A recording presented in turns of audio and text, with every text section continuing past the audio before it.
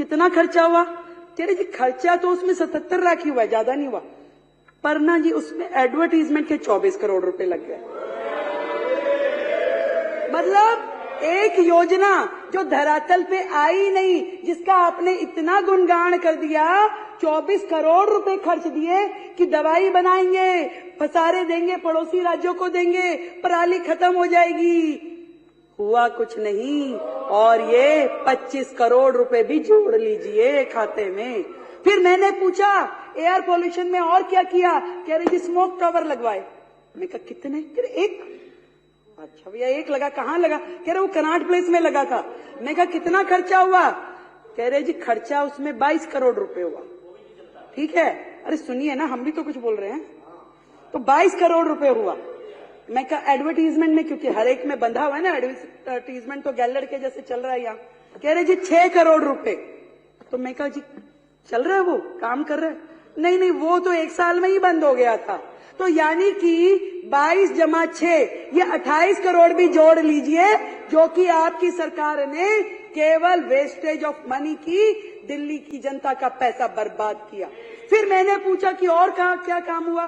कह रही जी odd even भी किया था, बहुत बढ़िया योजना थी।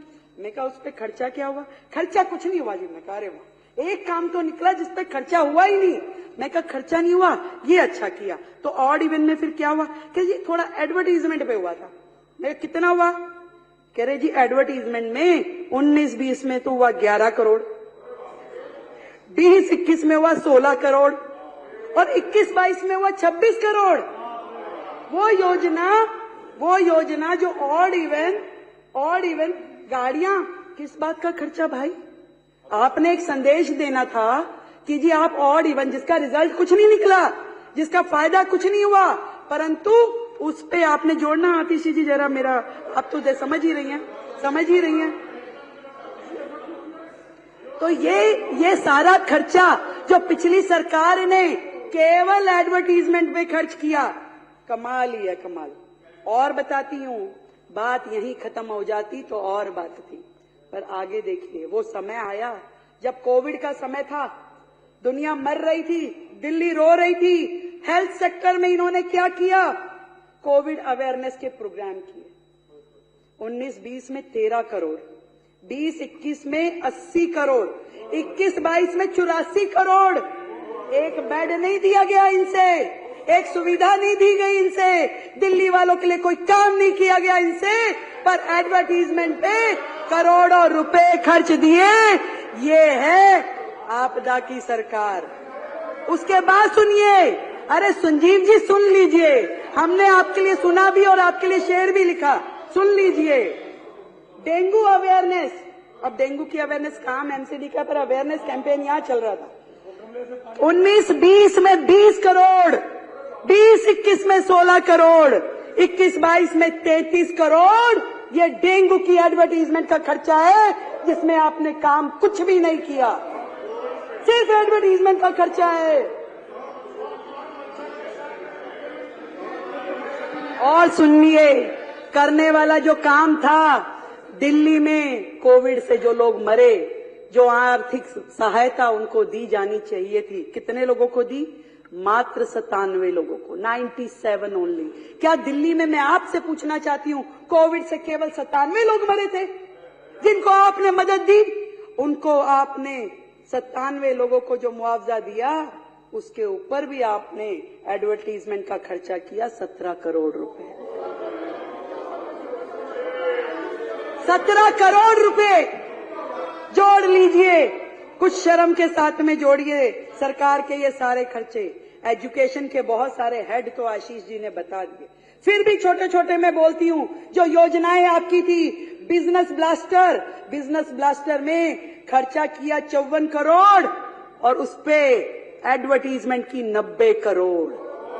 देश के मेंट्योर खर्चा किया 1 करोड़ रुपए और उस पे एडवर्टीजमेंट करी 28 करोड़ रुपए की। हैप्पीनेस करिकुलम जिसमें खर्चा किया 20 करोड़ रुपए, नहीं खर्चा कुछ नहीं किया, ये ऐड है, सॉरी, ऐड की 11 करोड़ की और 20 करोड़ की और उस पे खर्चा किया 3 करोड़ रुपए। देशभक्ति करिकुलम 11 करोड़ की एडवर्टीजमेंट, खर्चा कुछ नहीं। क्यों? क्योंकि ये तो खाली सेशन थे, पीरियड्स, क्लास के जो होते हैं ना, पहला पीरियड, दूसरा पीरियड, तीसरा पीरियड, और वो पीरियड्स एक दिन में, एक क्लास में, आप सब भी स्कूल गए हो, ये भी गए हैं, एक दिन में ये पढ़े लिखे लोगों की सरकार 3 एक्स्ट्रा करिकुलर एक्टिविटी, एक हैप्पीनेस, एक बिजनेस क्लस्टर, एक देशभक्ति। अरे भैया 7 पीरियड्स में से 3 आपने दे दिए, बंदा पढ़ेगा कब? बच्चा पढ़ेगा कब? पढ़ेगा नहीं तो फेल ही होगा। जिन 1.5 लाख बच्चों को आपने बाहर किया, तो आपने ना केवल फंड की चोरी की, आपने दिल्ली की जनता की ये समय की चोरी भी की, उनकी पढ़ाई की भी चोरी करी, भविष्य के बच्चों के भविष्य की भी चोरी करी। एक और बताती हूं, दिल्ली स्पोर्ट्स यूनिवर्सिटी खर्चा किया 7 करोड़ रुपए एडवर्टीजमेंट पे, और है कहां है भाई? कहां है दिल्ली स्पोर्ट्स यूनिवर्सिटी? आज तक केवल कागजों में है, वो कहीं नहीं है दिल्ली स्पोर्ट्स यूनिवर्सिटी। ये हाल है सरकार का। एक थी Delhi skill and entrepreneur university, 25 crore रुपए एडवर्टीजमेंट का खर्चा। कहां है? कागजों में, कहीं नहीं पहुंची, एक कदम भी नहीं बढ़ी योजना। 25 करोड़ रुपए और 36 डिग्री एडवर्टीजमेंट। कहां? सोशल मीडिया पे भी करेंगे, अखबारों में भी करेंगे, वो भी देश भर में करेंगे, और उसके बाद में चैनल्स में भी होगा, उसके बाद में हर जगह योजना, गुणगान, स्वयं स्तुति, खुद ही अपना पूरा गुणगान करते रहते थे। क्लासरूम की कहानी आपने बताई दी, पर क्लासरूम जितने बने, पहले कमरा बना 15 लाख रुपए में, फिर वो हो गया 25 लाख में, फिर हो गया 45 लाख रुपए में। एक कमरा 45 लाख का, अब वो देख के आने भाई, वो कमरे देख के आने जो 45 लाख में बने।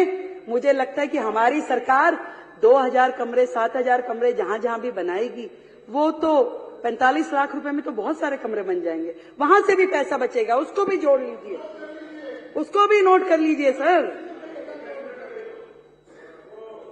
बात हो रही थी पैसा बहुत आ जाएगा, चिंता ना करिए, ये डबल इंजन की सरकार है, आपको चिंता करने की आवश्यकता नहीं है कि पैसा कहां से आएगा।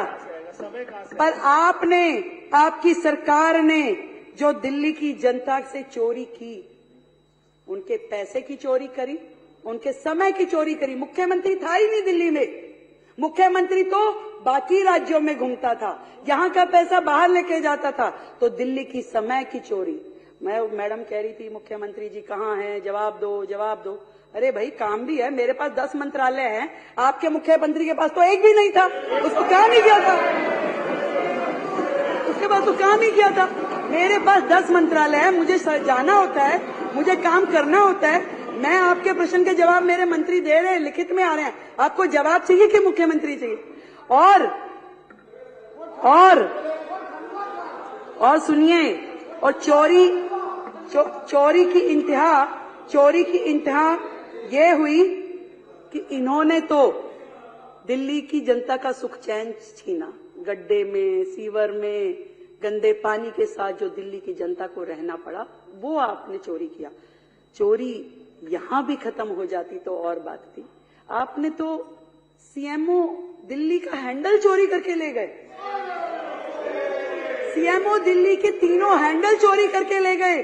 अरे हमें कंप्लेंट करनी पड़ी, 1 महीना संघर्ष करके उन हैंडल्स को वापस लेके आए। अरे ऐसी भी क्या आदत लग गई चोरी की भाई, ऐसी भी क्या आदत लग गई चोरी की।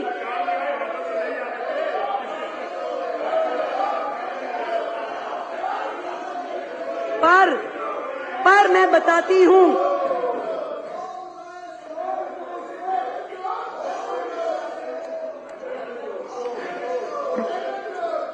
चलिए कोई नहीं, होता है। देखिए, इन्हीं विघ्नों के साथ हमें ये सरकार चलानी पड़ेगी।